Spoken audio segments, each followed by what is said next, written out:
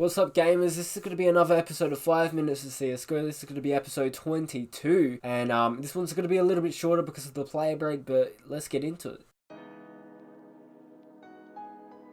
Now heading into the player break, we do have our final major ranking update before going into the Berlin major. We do see Liquid keeping their #1 spot and Vitality now securing second. It is Na'Vi jumping back into the top 10 as we do see them jumping up by 6 spots. Their run with Boomich has been looking pretty good so far. They obviously have a long way to go, but it will definitely be interesting to see what Na'Vi will be doing at the upcoming major. Cloud9 as well have jumped through the ranks after losing their ranking when they completely changed their roster. They've been climbing with this new roster. Their next event being the Arctic Invitational, they'll be looking to continue this form there. Fury have dropped a couple of spots as well, but they are still the #1 Brazilian team in the world. For all my fellow Australians and New Zealanders, Renegades have dropped to 17th, so let's pray that they actually do something at the major.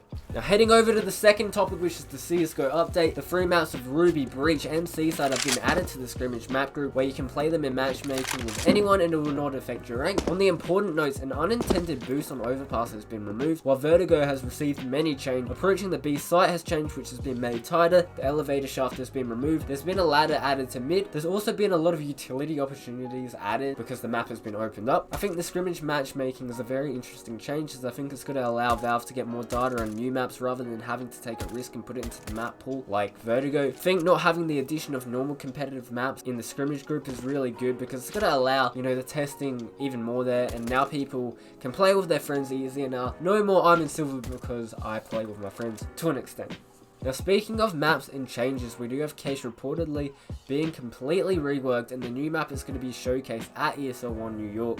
Pone announced the news in a video stating that himself and Volcano, the original creator of the map, have completely reworked it. The reveal of the map will be played in a show match before the grand final of the ESL1 New York, taking place on the 29th of September. Fans who attend the event will be able to play the map in the ESCA booth in between maps of the grand final. They will also be able to give feedback. Pretty excited, as Case is always just been Case, and it's probably one of the most balanced maps in the pool. It's going to be crazy to see how they're going to be able to improve it. Obviously most of it will be visually, but who knows what crazy things we'll find. Now heading over to the big camp, we do see GodB finally retiring. He has been a part of the big clan since its beginning in 2017. He really helped the squad climb through the ranks, peaking at #6 in the world and most notably making 2 major playoffs. He'll be missed, but on the other note, for big we do see the return of Smooya and Nex, with Dennis being bent. Smooya will be coming straight into the lineup to replace Dennis. However, with Nex there will still be a little bit of time because he's still recovering from his injury in May. In the meantime, they'll be having Legia as a stand-in. Additionally, their coach has stepped down and will be waiting on the news to who will be their new coach soon. However, with the addition of Santeres and Smooya and Nex coming back into this big lineup, firepower-wise, it's looking really juicy. It will definitely be interesting to see what this team will do without the mastermind of GodB, but I guess only time will tell, and let's hope the best for this roster. I think Smooya's mindset has probably changed a lot since his departure from big. Hopefully we can see him hit his real potential. Now heading over to the roster changes, invites and qualifications. In roster changes, we do see LDLC bench XMS and Rodin. KNG is closer to joining MIBR. Killdream leaves Giant. Vanguard releases Fitch. Refreshed is gonna probably selling Astralis. Invites Fury invited to Game Clash Masters. G2 invited to DreamHack Malmo. Qualifications X Epsilon to MSI MGA 2019. In other news, the Quantor Bellify situation with them holding back money from their lineup.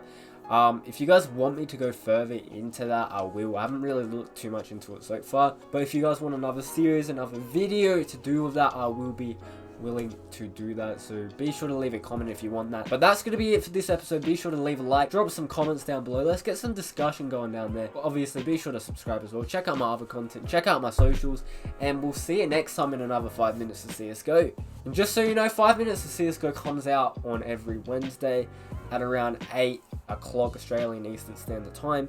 It's give or take, just depending on like how long it takes me to make it. I'm considering releasing it a little bit later, so just give me your thoughts down in the comments below, and we'll see you next time.